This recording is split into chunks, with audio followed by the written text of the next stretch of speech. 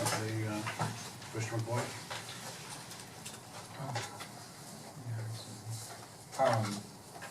I think just brief. Last weekend, I and actually the mayor, so I can speak for him for a little bit, were both happy to attend the Guatemalan cultural organization put on they do an annual festival, and I hope people will forgive me, it's either the Festival of San Miguel or the Festival of San Antonio, and I think it's San Miguel, but St. Michael, and they do dances and they select a queen for the next year, and the one that I voted for came in second, something, and I think the community was very happy that both the mayor and I were able to be there for a while. I think that's the main thing I have. I guess the other one, not sure if it fits appropriately here, but I have had a lot of feedback from the community about the item that I pulled from the consent agenda, which is why I did. So I had a lot of input. Thank you. Commissioner Sturdy? Thank you, Vice Mayor. I again had a good Saturday morning at the NAPC meeting, the Neighborhood Associated Presidents Council, which I'm the liaison for. They are doing well with their REAP grants, getting more and more banners to put up and get around to their neighborhoods. They're also exercise some of their concerns that the reason I'm sitting over there to listen to some of those. There's been more and more concern with some of the homeless issues in town here, things that are being paid attention to, but that was expressed there as a concern in the area. Then they've also been talking with Captain Silva and the PDSO, so they also wanted to have us get a little more, maybe we could, city manager, have a little more of a report at some time on the things that we're doing on the west side of town, of the core of downtown, just to enlighten some folks. They may not be totally aware of the different things that have been occurring, and that probably would be pretty helpful for them. And then the middle of last week, a number of folks, and city manager might be wanting to talk a little more about it, but we were down in Miami Beach for the regional Climate Action Plan conference. Had some interesting presentations by some Dutch folks about dikes and things that were going on there, which there's some cities that are looking at some of the ways to maybe prevent some movement of storm surge, but overall they're talking about a lot of the same things that we have in the works for preventing backflow pressures coming up in our storm sewer, which is in some of our proposals and in our work plans. We talked about some other levels of resiliency, which ends up being one of the key terms. How ready can you be? But I think the biggest takeaway I got from there is that as these things are occurring, meaning sea level rise, those kind of issues that deal with, or flooding, we have to be prepared to deal with more water, unless you just want to not hang around here anymore.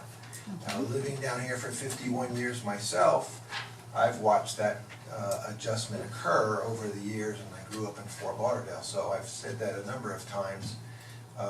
We probably have to start thinking about some creative ways to deal with it on an individual private basis as well as a city basis. And one of the things would be is to consider some of the residences that may be able to be lifted up a little bit, raise it up, get some insurance benefits and those kind of things. And so creating some drainage issues and maybe some of our green areas in town that can handle some of that capacity. But I can assure you that there are a lot of cities, especially ones that might surprise you, that are west, that have some major problems with just flooding.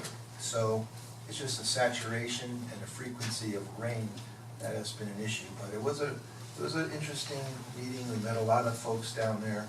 I just went there for one day, but a lot of the folks that were presenting there I know, and I think we'll be able to kind of give a little update. We talked about having some kind of a little workshop on that at some time. Thank you. Commissioner Amoroso? As the liaison to the arts and the entertainment in the downtown, we've got a lot coming up. We're getting close to season. This next weekend is Flow Fest at Bryant Park. Cassandra does a phenomenal job. If you've never attended a Flow Fest, it's a huge success. I invite you down to Bryant Park next weekend. Also, Halloween's coming up. We'll have an evening on the Avenue in the Plaza with trick-or-treating on the Avenue. Also costume contest for the kids. We're hosting pumpkin making and all kinds of things at the library in front. So that's going on the 31st. And all the flyers are on the board outside. Evening on the Avenue, the all-new Evening on the Avenues with new lineup. If you haven't come out to one of the new ones, last weekend was country and brought a huge crowd out. Green Market's coming up November 1st at Old Bridge Park, so look forward to that. Also, Shop Local. American Express does a huge marketing Shop Local, shop in your own backyard. Coming up this year, it's Saturday, November 29th. So those flyers will be going out. And then also, as the liaison to the CRA, the La Jolla Villages are now taking applications for rental. La Jolla is the new building being built on 6th and F. Beautiful complex, and they are now taking applications for rentals. Thank you. Yes, sir. Commissioner's already reminded me of two things that are upcoming ones that if I might, thank you. Today's the 7th, right? Or is it the 6th? Today's the 7th. Okay, good. I believe it's tomorrow, call me or go online. The Delray Climate Change Task Force is doing an open house because of the, there's a name for them, the particular type of high tide when there's flooding on I want to say High Street, but I don't think that's the right name. It's right downtown. I went last year. You might want to go see. Delray is already experiencing some of this with houses that get some water coming in. I believe that's tomorrow at 10 a.m., October 8th. And then this is to all of the community, but especially to my fellow commissioners, on Saturday night at 6:30 at the Haitian Church of the Nazarene. PBSO will be there and a number of pastors from the Haitian community. There's a lot of concern about low graduation rates from high school and associated concern with folks winding up in gangs. And the ministers and pastors wanted to get together with PBSO and anybody from the community who would like to put their shoulder to the wheel on ideas of how to do something about it. That's this Saturday at 6:30. We're all welcome if we can make it. 806 North Dixie Highway, Haitian Church of the Nazarene. I'll be there. Would you be so kind as to put that information in an email to all of us, please? Sure. Now, that wouldn't be a sunshine violation. Well, I don't think so. I'll send it to the city manager, you can send it out. Thank Yes, I will do that. All right, thank you. Couple things. First of all, in respect to the Guatemalan Festival, I understand it was another huge success, as it is annually. Unfortunately, there are folks in the community that get upset when there's so many people in such a small, confined area. I was wondering, and City Manager, we spoke about this very, very briefly, the permitting process and all that goes with it. I know that this festival was completely legal in the sense all the proper permits were pulled and all the proper precautions were taken. But the question I have here is it possible when we have, I mean, there must have been 1,000? Do you think there was 1,000? I don't think, I'm not terribly good at estimating numbers, but I don't think It was hundreds. huge. It was a big lot. number. It was a lot. Certain area. I'm just Maybe wondering, 300. for that type of an event, would we not be better served to maybe offer alternative locations, maybe the Cultural Plaza or someplace where there's a little bit more elbow room and We have a year to work with the organizers about finding a place, a little more elbow room. So we'll do. Commissioner Murphy? Just quickly on that note, this event has been going on for years, and if we were looking at alternate locations, as much as I'd like to move anything downtown, I like the idea of having it on the west side, keeping it on the west side in that community. That is their community, and we've constantly talked about and doing more on the west side for those different groups. So, you know, if we find an alternative location, maybe we can keep it on the west side. Yeah, I think keeping it convenient to the community that would walk there. Well, Correct. obviously that's the fine. issue, but. We get the complaints from some of the neighbors. And that's just it, there seems to be a communication void here, or a gap, because while this year I know in particular, this event was, we were all notified about the event, we knew that it was coming, but apparently some of the neighbors didn't know, and they were upset.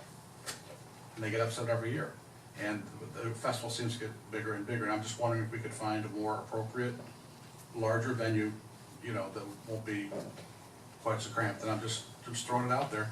And I absolutely agree, if the desire is to keep it on the west side of the community, which it should be, so everybody can have easy access to it, let's do it. But It's if more of a not- question of having a size of an event in a neighborhood versus other areas is more the policy question. Sure. Because this could happen in any neighborhood. Exactly. A party grows beyond whoever's doing it, you know, so you've got to be consistent. Right, that's kind of what we're getting at. Commissioner Boyd? If I might comment on it, I'm just looking at some of the pictures. It's on F Street, I think, and between First and Second. It's a dead end area. It fronts, I believe, on the railroad tracks. It's mostly, there's some houses to the south, there are houses to the west certainly. I've been a number of years, and I would not say that it was particularly growing from year to year. You know, I think anytime you have an event anywhere, there's gonna be somebody who that's their day off and they wanna sleep, and that's a challenge. That's why you only do them once a year, but I would certainly second what Commissioner Amoroso says, is that, you know, it wants to be somewhere that's comfortable for the community that's putting it on. All right. Also, I was there from about noon to about 4, and I mean, it doesn't mean that, nobody came up and said they had a problem. PSO was there some of the time, and probably all of the time, actually. And sure.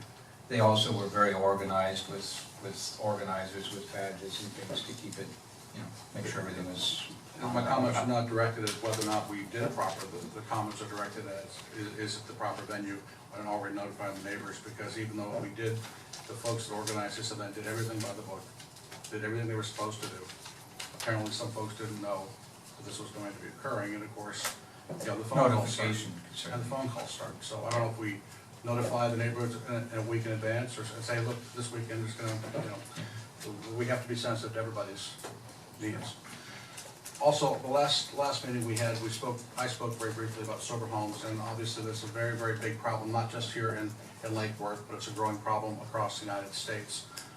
And I invited folks to step up, anybody that has an active interest in this issue to maybe contact me, and let's work with this. But we had a meeting yesterday, I think it was, in Lantana.